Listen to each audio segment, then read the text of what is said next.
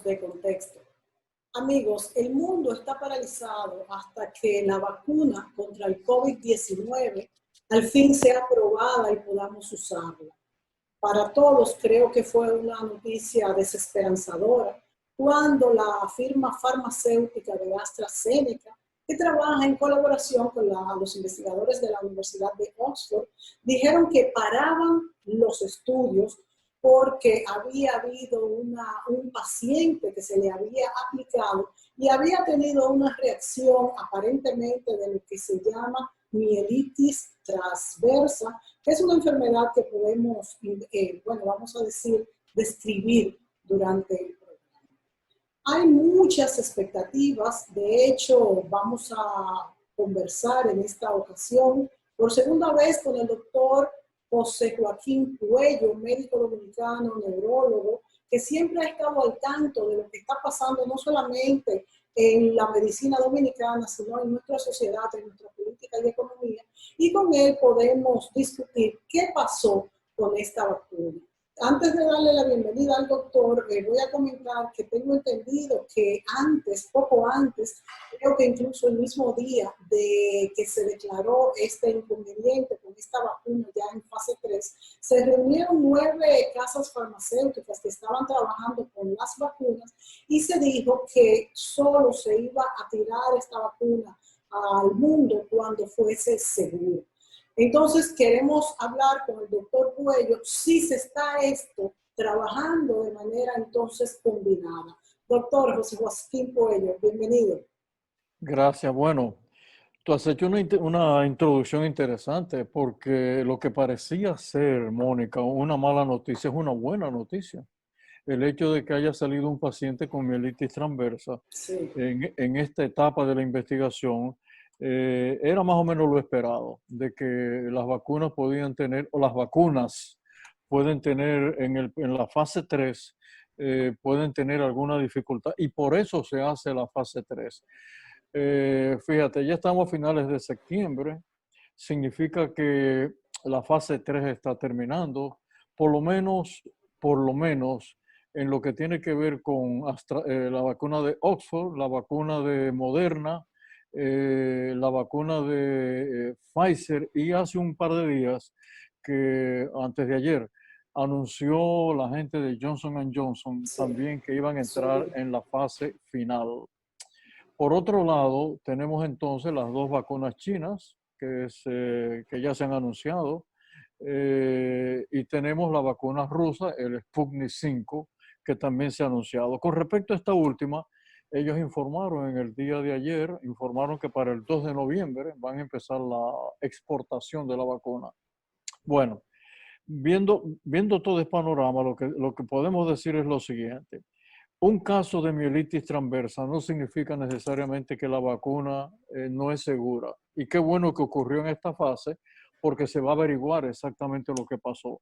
Pero no ha sido el único caso. En julio hubo otro caso de mielitis transversa. Las 2 de mielitis Lo sé transversa. porque yo tengo contacto, sí, porque yo tengo contacto directo, porque esa vacuna se está haciendo en el hospital donde yo estudié. Y entonces Sí. tengo ese contacto interesante directamente. Entonces, ese primer caso no tuvo relación con la vacuna. Este segundo caso, ellos todavía no han anunciado si realmente fue la vacuna, porque hay virus que sin ser el corona pueden producir mielitis transversa. Una gripe puede dar eso. Entonces, en ese sentido, no es una mala noticia, es una buena noticia que haya ocurrido en la fase 3, que como dije debe terminar ahora. Bueno, la pregunta es, esas vacunas que ahora mismo están, vamos a decir, al frente de la carrera de las vacunas, ¿cuáles llegarán antes del año que viene? Probablemente será Oxford, será la gente de Moderna, la gente de Pfizer, que tiene 4 vacunas, la gente de Johnson Johnson y las vacunas chinas y las rusas. Pero oye, Mónica, ahora mismo que tú y yo estamos hablando, hay un poco más de 150 vacunas siendo investigadas. Lo que quiere decir que para la mitad del año que viene, nosotros vamos a tener docenas de vacunas ya aprobadas. Y el mundo se va a beneficiar. El costo de la vacuna todavía no tenemos mucha idea, aunque los chinos anunciaron que cada dosis iba a costar $144. Los británicos dijeron que una dosis va a costar $3.25. Entonces, hay una disparidad muy grande todavía en cuanto a la comercialización. La otra disparidad es cuántas vacunas se necesitan para inmunizar a un ser humano. Algunos han dicho que 2 dosis, pero hay un tema ahí al respecto que no sabemos si la gente por debajo de 50 años va a necesitar una sola dosis y la gente por encima de 65 años necesitará 2 dosis. Sabemos que no vamos a vacunar a los que ya se infectaron, eso no van vacunados. En el país hay un subregistro que es lógico como en todos los países, y es probable que de aquí a que llegue la vacuna nosotros podemos andar perfectamente bien por 100,000 contagiados, 1 millón de contagiados. Wow. Lo que quiere decir que un número importante de la población dominicana no tendrá que vacunarse. Un número importante de la población dominicana que la pudiéramos situar, qué sé yo, en 2.5 millones de personas, no se van a vacunar tampoco, que son los niños. Sí. Ya se tomó la decisión de que los niños no van en este periodo de vacunación, no van a ir. Quizás puedan ir a finales del año que viene o a principios del 22. Se sabe también que hay un número importante de ciudadanos dominicanos que cursaron ya la enfermedad y no lo supieron. Esos tampoco se van a vacunar porque se van a hacer pruebas. Se va a hacer la prueba entonces antes Sí, de habrá que hacer pruebas, sí, a todos para saber quién no está inmunizado. Y por otro lado, hay un tema interesante al respecto, y es que hay un programa de la Organización Mundial de la Salud que se llama COVAX, que ellos han prometido enviar las vacunas aquí a República Dominicana. Estamos en una lista que sería más o menos la cantidad para vacunar el 20% de la población. Si tú reúnes todos esos datos, te vas a dar cuenta de algo, que si nosotros logramos vacunar al 20% de la población y el presidente Abinader anunció que estaría solicitando más o menos 4 millones de vacunas, quiere decir que cuando terminemos la vacunación, el índice de contagio va a bajar a menos de 5%. 5% ya es para llevar una vida casi normal. Sí, Lo que quiero decir con esto, que la gente se mortifica, se angustia, etc. Es con mucho el fin del mundo. Realmente las pandemias pasan, todas han pasado en toda la historia de la medicina. Y lógicamente, cuando ya nosotros tengamos un contagio por debajo del 5%, pudiéramos decir que estamos ya en el camino de mejorar la cotidianidad entre nosotros y recuperar nuestra economía, etcétera, etcétera. Y por otro lado, hay un tema, Mónica, que hemos estado viendo en las últimas 3 o 4 semanas. Los casos que nos están llegando a los hospitales graves son cada vez menos. Donde yo trabajo, que es en Secanó, que tenemos un gran centro de COVID, yo te puedo decir que casos graves al día de ayer eran 5 o 6 nada más. ¿A qué lo atribuye, doctor? ¿Tenemos mejores tratamientos?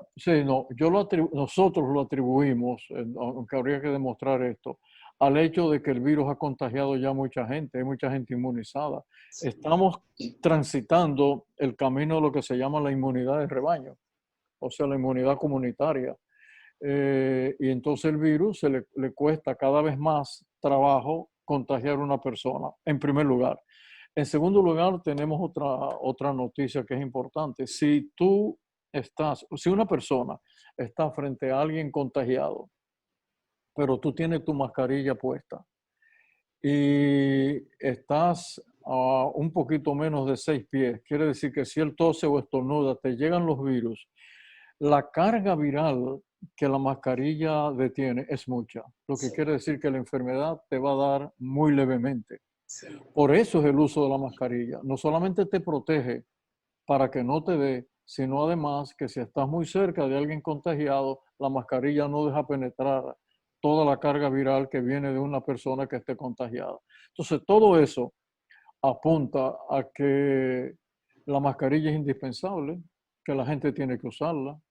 Apunta a que la distancia social también. 2 personas que estén a 6 pies de distancia y uno está contagiado y ninguno de los dos tiene mascarilla, es muy difícil que te contagie. Muy difícil. Con los 6 pies. Sí, por eso es que yo he dicho que al principio cometimos errores cuando permitimos que se cerraran las sucursales de los bancos. Al contrario, debieron haberse abierto más sucursales para que la gente se Claro, distancie más. claro. Sitios de peligro, bueno, cuando estamos bajo techo, donde hay una aglomeración, cosas que nos mortifican, bueno, la bebedera de tragos en las esquinas, en los colmadones, los muchachos jóvenes jugando dominó unos con otros, sin mascarilla, abrazándose, dándose la mano. Bueno, ese sí es un sitio de altísimo contagio. Por eso es que las medidas restrictivas tienen que ser de verdad, como dice el sustantivo, ¿no? Restrictiva. Hay que restringir a las personas. Claro. Y eso viene a cuento, Mónica, por una razón importante. Mira, en las estadísticas dicen que actualmente en la República Dominicana el índice de letalidad es 1.9. Yo te diría que eso está entre los mejores índices de letalidad del mundo ahora mismo, entre los mejores. O sea, se nos está muriendo menos gente por el virus. Sin embargo, eso tiene un sesgo humano. Y es que es verdad, es 1.9. Pero si te le da a un miembro de tu familia, ya Claro. no es 1.9, es 100%, porque ya te afectó la familia, ya tú estás en el rango de una familia afectada.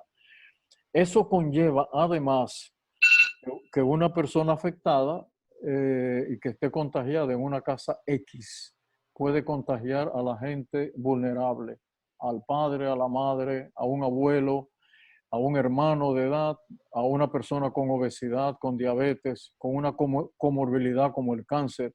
Entonces, esa persona sí entra dentro de otra estadística y es que la mortalidad aumenta.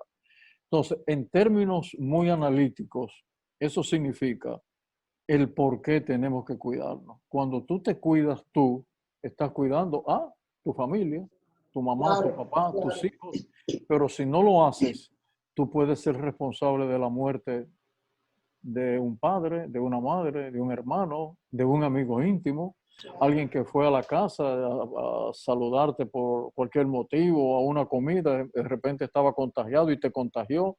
Entonces, esa persona, a fin de cuentas, va a ser responsable de tu muerte. Pero más aún todavía, toda esa gente, Mónica, que irresponsablemente no se pone la mascarilla, que anda en peligro de contagio, esas personas están poniendo en riesgo la vida de nosotros los médicos. Somos nosotros. Claro, Somos claro, nosotros que lo claro. vamos a atender. Entonces, tú estás gozando, tomando trago, jugando dominó, reuniéndote en las esquinas. No limitas la distancia social en un mercado. Bueno, si tú te contagias y vas a mi hospital, tú me puedes matar una enfermera o un médico. Entonces ya ha ocurrido. Sobrepasan docenas las enfermeras y médicos que han muerto aquí y cerca de 7.000 ahora mismo en el mundo entero. Entonces fíjate la complejidad No de es todo. justo, no es justo. Así es, así es. Doctor, nos vamos a ir a la pausa y vamos a seguir con este tema tan interesante. Y algo que no quiero dejar pasar es que usted dijo que la vacuna rusa ha sido ofrecida para comercializar antes de final de año o a final de año. Sí. Entonces, una pregunta rápidamente. Entonces, pasó la fase 3, está en fase 3 adelantada, porque para comercializarse tiene que haber pasado esta fase. Sí, mira, salió un estudio hace unas 48 horas de los primeros informes que mandaron los rusos. Y bueno, el informe da como por entendido que la vacuna, perdón, es efectiva y segura. Ahora bien, eso todavía habría que esperar un poco porque el ministro de Salud de Rusia y el premier Putin dijeron que para el 2 de noviembre ya la van a enviar fuera. Uno lo que espera es lo siguiente, Mónica, y es una opinión muy personal. Yo no creo que una potencia mundial del G8, como es Rusia, pueda jugarse su reputación a nivel mundial diciendo que una cosa funciona y no está funcionando. Eso es verdad. Para mí sería una sorpresa muy desagradable de que eso ocurriera. Y uno siempre dice que uno tiene que por lo menos saber que alguien está hablando de buena fe hasta que se demuestre lo contrario. Entonces, hay que esperar que ellos den un poco más de información, pero ya anunciaron hace 48 horas que el 12 de noviembre la están mandando de exportación. Como quiera, es una noticia esperanzadora y esperemos que sea cierto, como usted dice. Claro que sí. No creo que Putin se atreva a desacreditarse de esa forma. Vamos a la pausa y enseguida continuamos con el doctor José Joaquín Cuello.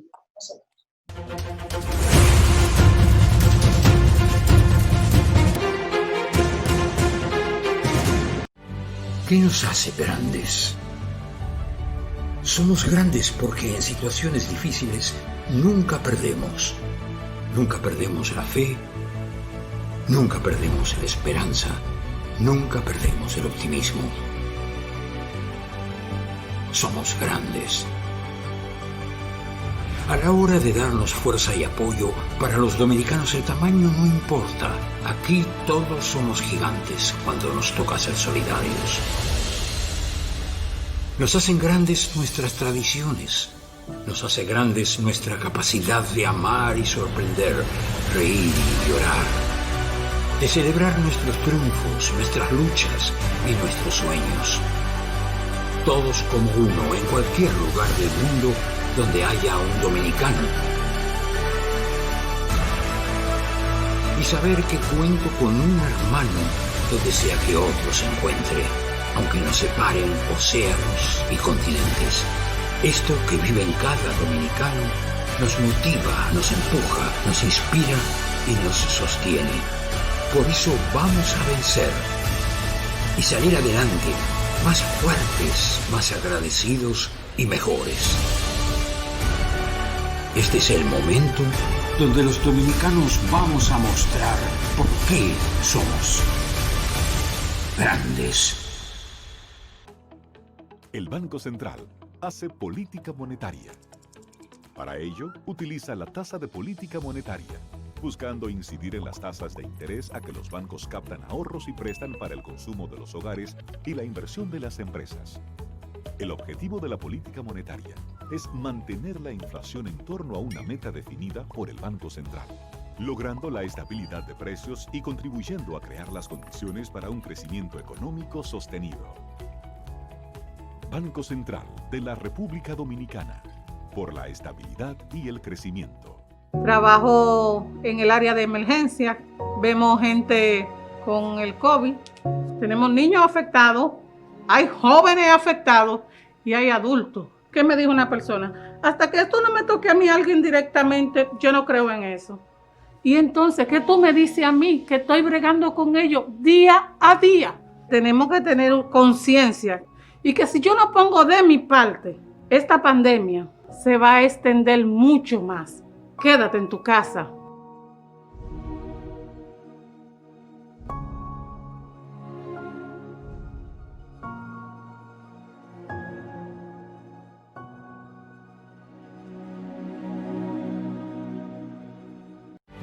¿Qué nos hace grandes? Somos grandes porque en situaciones difíciles nunca perdemos. Nunca perdemos la fe, nunca perdemos la esperanza, nunca perdemos el optimismo.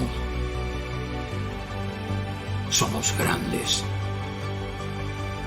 A la hora de darnos fuerza y apoyo, para los dominicanos el tamaño no importa. Aquí todos somos gigantes cuando nos toca ser solidarios. Nos hacen grandes nuestras tradiciones. Nos hace grandes nuestra capacidad de amar y sorprender, reír y llorar. De celebrar nuestros triunfos, nuestras luchas y nuestros sueños. Todos como uno en cualquier lugar del mundo donde haya un dominicano. Y saber que cuento con un hermano donde sea que otro se encuentre, aunque nos separen océanos y continentes. Esto que vive en cada dominicano nos motiva, nos empuja, nos inspira y nos sostiene. Por eso vamos a vencer y salir adelante más fuertes, más agradecidos y mejores. Este es el momento donde los dominicanos vamos a mostrar por qué somos grandes.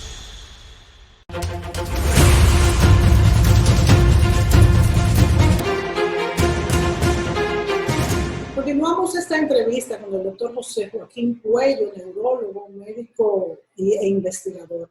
Doctor, hablamos de las distintas vacunas. Yo comentaba al inicio de que leí, quiero saber si es cierto, que antes de que se declarara esta contraindicación, vamos a decir, en esta vacuna de AstraZeneca, estaban reunidos todas las casas farmacéuticas e investigadoras de las vacunas y se ponían de acuerdo que hasta que no fuera algo seguro, algo consensuado, no la iban a dejar salir. Eso quiere decir entonces que están trabajando de forma consensuada y que no solamente los chinos, los rusos, los ingleses vamos a tener la opinión, sino que va a ser algo que nos da cierta seguridad a nosotros los que podamos ser usuarios de estas vacunas. Sí, así es. Eso yo creo que fue una buena intervención de parte de las autoridades estadounidenses, porque eso significa, Mónica, que hay muchos ojos vigilando las vacunas. En medicina, Mónica, en el pasado ocurrieron, bueno, desastres increíbles. En el 1960, la gente ya ni se recuerda de eso. Ya yo estudiaba medicina cuando ya yo estaba ya para el 4º año de medicina, cuando salió la vacuna del sarampión. Y mató miles de niños, miles, porque la vacuna no era segura. Entonces, desde esa fecha para acá, es mucho lo que se ha avanzado. Se ha avanzado extraordinariamente en el manejo de las vacunas, sobre todo para que sean seguras y efectivas. Yo recuerdo que para 1900, te voy a decir la fecha exacta, para 1966, yo cursaba una parte de mi formación en la Universidad de Oxford y me tocaba ir al hospital donde hoy se está haciendo la vacuna. Ese hospital, Mónica, se llama el Nuffield Hospital y se llama Nuffield por Lord Nuffield, que era el dueño, o por lo menos su familia sigue siendo parcialmente dueña de la fábrica de los carros, de los mini Morris. Sí. Ese carrito pequeño. Sí. Y yo veía en esos 2 años que estuve en el hospital, que iba todos los sábados con uno de mis profesores, veía aquel centro enorme de virología. Y yo decía, pero Dios mío, y este centro tan grande solamente para estudiar los virus, es que ya se sabía que más temprano que tarde la medicina iba a entrar en una fase muy difícil, que era el descubrimiento de los virus patógenos, que son muchos, comenzando por el de la influenza. Entonces, desde entonces se viene trabajando con los virus. En esta oportunidad ocurrió que la plataforma de estudio de los virus, sobre todo del corona, ya estaba establecida. Eso me iba a preguntar. Sí, porque ya teníamos el MERS y el SARS, pero además otros virus más, como el del ébola, como el virus del SIDA, como el virus del Zika, como el virus de la chikungunya. O sea, todos esos son enfermedades virales. Pero nunca se descubrió la vacuna del SIDA ni de la chikungunya. No, y ya vamos por millones de muertos, porque la gente sepa que el SIDA, obviamente hay antivirales que lo detienen, pero ha habido muchas muertes. No tengo los números exactos, pero seguro más de 10 millones de muertos del SIDA. Bueno, eso quiere decir que viendo la experiencia anterior, estas compañías que han llamado la atención sobre el mantenerse en expectativa, todas ellas, hasta que sepamos que verdaderamente la vacuna es segura, es un buen paso de avance. Pero la medicina no se detiene. Hay otros nichos que se están investigando para contrarrestar el virus. Hay una serie de medicamentos que ya están apareciendo. Doctor, entonces vamos a dividir esta parte, si usted me lo permite, en 2 partes. Primero, qué bueno esta intervención suya, porque la gente cree que al descubrirse esta mielitis transversa, ya se terminó el estudio de la vacuna, y es como usted dice. Es bueno que haya salido ahora. ¿Y la fase 3 no está detenida o está detenida? No está detenida. La fase 3 ha seguido exactamente igual. Exacto. de hecho, con respecto a la vacuna de Oxford, ellos tienen miles de personas inyectadas en Brasil, en Sudáfrica, en la India, en el mismo Reino Unido, en Estados Unidos. Entonces, no, la investigación sigue porque hay fórmulas desde el punto de vista de la biología de los virus, de uno determinar cuál ha sido el problema, inclusive sabiendo, porque se marcan, la vacuna se marca, y ese paciente que se le inyectó se sabe absolutamente todo de su historial clínico, cuál se le puso, cuál no se lo puso, porque los estudios se hacen lo que se llaman estudios aleatorios doble ciego, y es que el paciente que se le puso la inyección no sabe si se le puso agua o se le puso la vacuna. Entonces todo eso vuelve otra vez al laboratorio, se investiga exactamente, se investigan otras enfermedades que puede haber tenido, y después entonces termina la fase 3 y entonces viene la fase 4 de la vacuna. La fase 4 de la vacuna es complicada en este momento porque hay que envasarla. La de Oxford hay que meterla a una temperatura de, no te imaginas tú qué cantidad de grados Fahrenheit, de Celsius, grados Celsius. Tienen que venir absolutamente congeladas, tienen que venir en containers grandes, totalmente congeladas. Sin embargo, Johnson & Johnson ha anunciado que la de ellos no van a necesitar congelación. Pero por otro lado, el fabricar el frasquito de la vacuna, eso se fabrica de silicato y lleva un tapón de látex. Bueno, se está hablando, Mónica, que hay que fabricar 7,000 millones de frasquitos de eso. Es que nadie lo puede hacer eso. No hay una fábrica en el mundo entero, en ninguna parte del mundo, ni en China, ni en Estados Unidos, que pueda fabricar esa cantidad de frascos. Entonces hay que esperar ahora que los frascos estén listos para entonces envasar la vacuna. Entonces, fíjate con todo esto que yo estoy diciendo, que hay un proceso de visualizar todo lo que va pasando, no solamente en la fase 3, sino post fase 3 y después la producción y envasamiento y después la distribución de la vacuna. Para poder distribuir la vacuna en el mundo entero se necesitarían 7,000 aviones de cuerpo ancho. 7,000. Dios mío, pero ya tiene que estarse trabajando en todo esto. Doctor. No, se está trabajando, y obviamente que esto va a ser un proceso cronológico interesante de cómo va a ir llegando. Ha habido, ¿qué te digo yo? Ha habido preguntas muy directas de si los países ricos serán los primeros en obtenerla. Bueno, es posible, pero también, por otro lado, sería un contrasentido que estando el mundo entero, porque ya el virus está en el mundo entero, afectado, los países ricos se atrevan a dar ese paso de que solamente ellos... No les conviene. No les conviene por ningún lado. Entonces, ahí va a haber una presión muy grande de las poblaciones más afectadas y más vulnerables. Y yo entiendo que no, que finalmente se va a buscar una solución para esto. Bueno, te iba a comentar algo, claro, lo más importante. Hay un organismo mundial que vigila las vacunas, que no es gubernamental. Y es gente muy seria, es un consejo de epidemiólogos, infectólogos, de gente que no solamente la vigila, sino que experimenta también. Y eso también nos da cierta seguridad que la vacuna, cuando finalmente llegue, va a ser efectiva. Claro, muy importante. Doctor, usted habló que no es el primer caso de Mellitus transversus que la vacuna de Oxford, de la Universidad de Oxford, provoca aparentemente, pero que la primera parece que no tiene que ver con la vacuna y la segunda está en estudio. Los pregunto, primero, mucha casualidad que las dos personas hayan desarrollado la misma enfermedad. Segundo, se dice que el COVID-19 afecta, provoca un desorden de la inmunidad. Y esta es una enfermedad del sistema autoinmune. Es una de las causas de la Mellitus transversus, que es que se desnuda la cobertura de los nervios y hace que no puedan pasar los impulsos nerviosos como deberían pasar.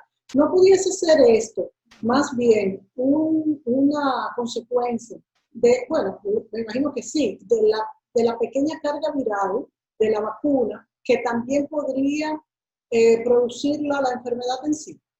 Bueno, mira, los primeros reportes que ya han salido, eso sí han salido, los primeros reportes, inclusive yo he visto esta entrevista de la gente que ha sido vacunada.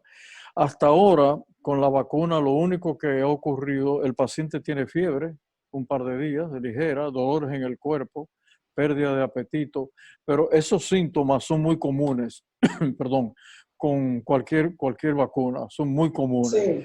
Y aparte de ese caso que se registró de la mielitis transversa, no ha habido otro. Y hay que esperar exactamente qué fue lo que ocurrió. Lo que quiero decir con esto es que la vacuna per se, cuando ya sale entra a la fase 4, es sumamente segura. Pero hay algo que la gente tiene que saber. No todo el mundo va a quedar inmunizado con la vacuna. Hay gente que no se inmuniza.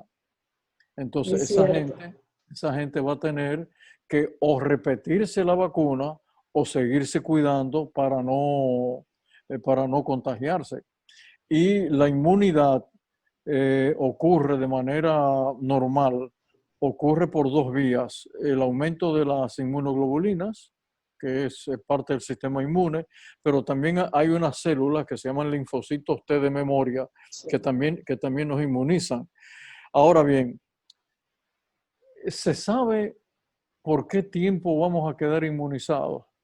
Esa es todavía una pregunta. Algunos piensan que esa inmunidad pudiera durar hasta 2 años. Lo que entonces significa, Mónica, que al cabo de 2 años la gente tendrá que ponérselo otra vez. Sí. Como la gente se pone la de la influenza. Yo me la pongo todos los años Sí. porque trabajo en un hospital. Sí. Cosas curiosas también, porque este virus nos ha atacado en verano. Los virus atacan en el invierno. Los de la influenza. Entonces, hay muchas cosas que todavía nosotros no sabemos, pero lo cierto del caso es que desde el punto de vista estrictamente epidemiológico, las plataformas para investigar los virus, este tipo de virus del corona, está montada. Sabemos además dónde están los virus, lo sabemos, en el sudeste de la China. Ahí está el gran reservorio de los corona, inclusive está en los ríos en China. El corona es una familia, está en los ríos. Entonces eso significa que ya el mundo está advertido y la clase médica está advertida. Estamos muchísimo mejor preparados, inclusive cuando tuvimos las grandes epidemias de niños que se infectaban con el sarampión, con la difteria, etcétera, con la poliomielitis. Ya el mundo médico está mucho mejor preparado en este momento para enfrentar la invasión de los virus. Y eso uno le da una gran esperanza. Doctor, ¿cómo saber entonces si yo me pongo la vacuna y quedaré o no inmune, aunque sea por 1 o 2 años? ¿Cómo saber?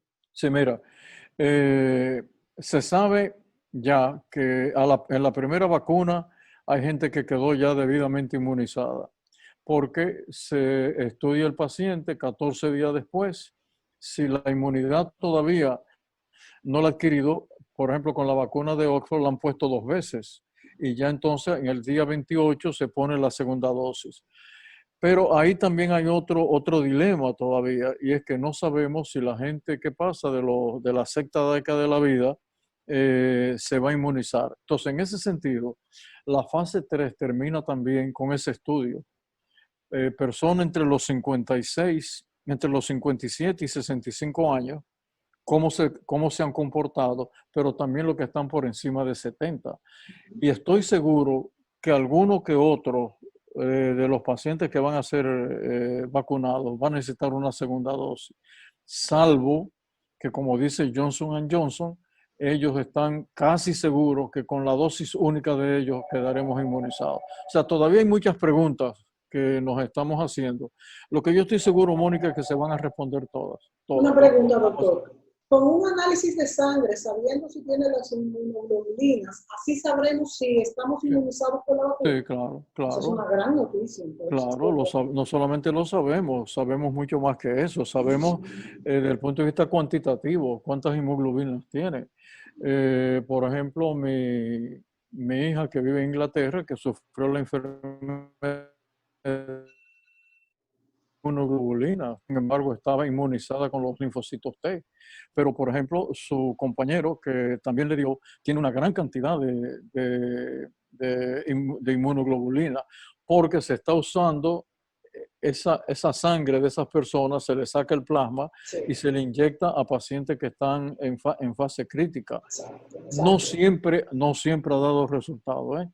La inyección de plasma no siempre da resultado. No. Amén de que para tú obtener suficientes inmunoglobulinas de un paciente, quizás la puedes obtener, pero no te da más que para un paciente y quizás medio paciente más. O sea que es un procedimiento todavía que, aunque lo estamos usando, no es absolutamente, vamos a decir, la panacea. Además, a la gente que no está viendo, que se acuerde que en ese plasma puede haber otra cosa que no es el virus. Wow, ¿verdad? Un paciente puede tener hepatitis y Sí. está en el plasma. Sí, Un señor. paciente puede tener SIDA y está en el plasma.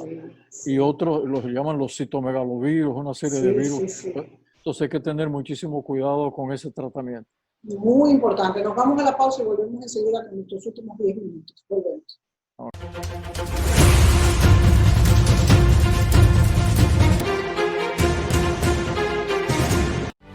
¿Qué nos hace grandes? Somos grandes porque en situaciones difíciles nunca perdemos. Nunca perdemos la fe, nunca perdemos la esperanza, nunca perdemos el optimismo. Somos grandes. A la hora de darnos fuerza y apoyo, para los dominicanos el tamaño no importa. Aquí todos somos gigantes cuando nos toca ser solidarios. Nos hacen grandes nuestras tradiciones. Nos hace grandes nuestra capacidad de amar y sorprender, reír y llorar. De celebrar nuestros triunfos, nuestras luchas y nuestros sueños. Todos como uno en cualquier lugar del mundo donde haya un dominicano.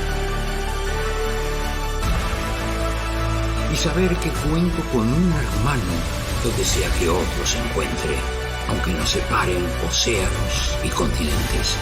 Esto que vive en cada dominicano nos motiva, nos empuja, nos inspira y nos sostiene.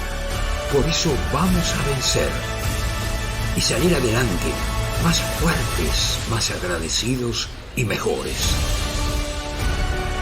Este es el momento donde los dominicanos vamos a mostrar por qué somos grandes. El Banco Central hace política monetaria. Para ello, utiliza la tasa de política monetaria, buscando incidir en las tasas de interés a que los bancos captan ahorros y prestan para el consumo de los hogares y la inversión de las empresas. El objetivo de la política monetaria es mantener la inflación en torno a una meta definida por el Banco Central, logrando la estabilidad de precios y contribuyendo a crear las condiciones para un crecimiento económico sostenido. Banco Central de la República Dominicana, por la estabilidad y el crecimiento. Trabajo en el área de emergencia, vemos gente con el COVID, tenemos niños afectados, hay jóvenes afectados y hay adultos. ¿Qué me dijo una persona? Hasta que esto no me toque a mí alguien directamente, yo no creo en eso. Y entonces, ¿qué tú me dices a mí que estoy bregando con ellos día a día? Tenemos que tener conciencia y que si yo no pongo de mi parte, esta pandemia se va a extender mucho más. Quédate en tu casa.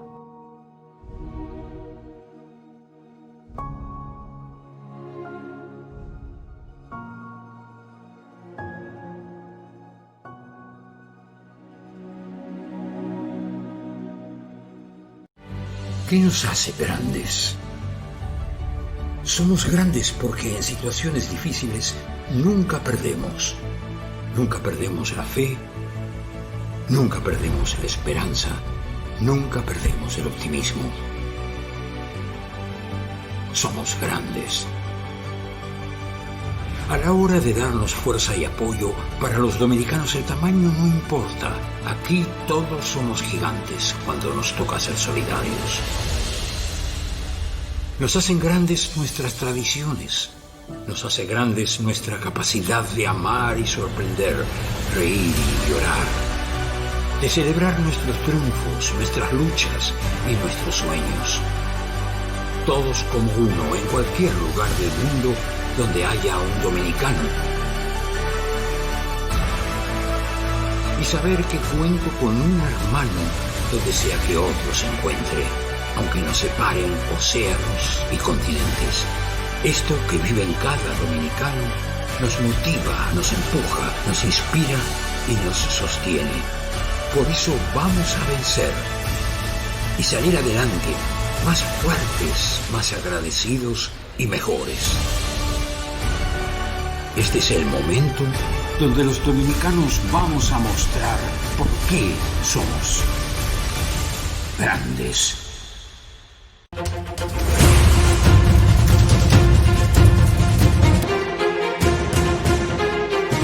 Doctor José Joaquín Puello, en este segmento me gustaría hablar sobre el tratamiento, los medicamentos. Usted mismo ha dicho que paralelo a las vacunas se están desarrollando medicamentos y ha apuntado que tenemos mucho más baja letalidad que al principio, que tenemos menos letalidad que otros países y que nuestros pacientes están reaccionando.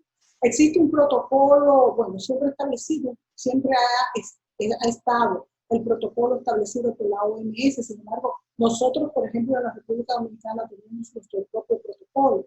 ¿Cuáles son los distintos protocolos y cuáles son los que más resultados están dando? Bueno, en el momento que tú y yo estamos hablando, no hay un solo medicamento que sea efectivo contra el COVID, no existe. Se usan medicamentos por compasión, como se usó la hidroxicloroquina, como se ha usado la ivermectina, pero decir que esos medicamentos detienen el virus no es verdad. Ahora bien, ¿cuál es la buena noticia? Bueno, la buena noticia es que hay docenas de medicamentos que están siendo probados. Y nos ha sorprendido sobremanera medicamentos que hace años, 50, 60 años, se utilizaban, por ejemplo, como la emetina para producir el vómito, es un antiviral. Hoy sabemos que los diabéticos que usan la metformina, también la metformina parece que detiene la replicación del virus. Sabemos que los pacientes que usan el irbesartán, que es un antihipertensivo, también tiene una función contra el virus. Entonces, se han probado un montón de antivirales. Algunos de ellos se probaron cuando el MERS y se probaron cuando el SARS. No todos funcionan, algunos de ellos han dado alguna señal de que pueden funcionar. Entonces se sigue trabajando intensamente y hay noticias agradables que uno espera que salgan lo más pronto posible. La gente, por ejemplo, de Cleveland Clinic está probando medicamentos que se utilizan todos los días en medicina y algunos viejísimos. Algunos inclusive que se han usado para el cáncer de mama de las mujeres. Entonces hay una investigación, Mónica, tan extensa con respecto a los medicamentos que yo estoy seguro que en un tiempo relativamente corto, en meses, se va a descubrir un antiviral que finalmente, si cuando te comienzan los síntomas, te lo tomas y lo detiene. Mira, Oxford está analizando ahora mismo un anticuerpo inhalado. O sea, un anticuerpo que simplemente con una bombita, tú te lo pones en la nariz, por donde entra el virus, y el virus se detiene. Pero no solamente eso. La Universidad de Reading está muy cerca de la Universidad de Oxford. Yo la conozco muy bien, está como a 40 kilómetros. Y ahí hay un gran zoológico. Y ellos inyectaron con el virus a camellos, alpacas y llamas. Bueno, la llama, el animal que ellos inyectaron con el virus, produjo cualquier cantidad que te puedas imaginar de anticuerpos.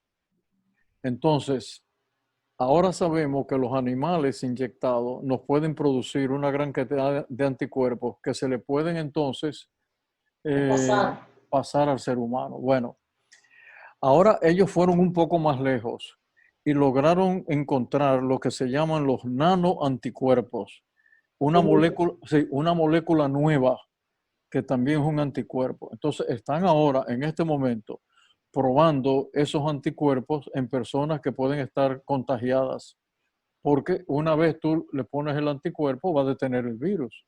Entonces, fíjate cuántas cosas tenemos en las investigaciones que nos hacen pensar que andamos por buen camino. Una cosa jocosa es que la llama, el animal que ellos inmunizaron, se llama Fifi, es hembra, es una llama hembra. Interesante el estudio que nos llega de ese laboratorio, que también pertenece a la Universidad de Oxford, aunque trabaja con la gente de la Universidad de Reading, allá en el centro de Inglaterra.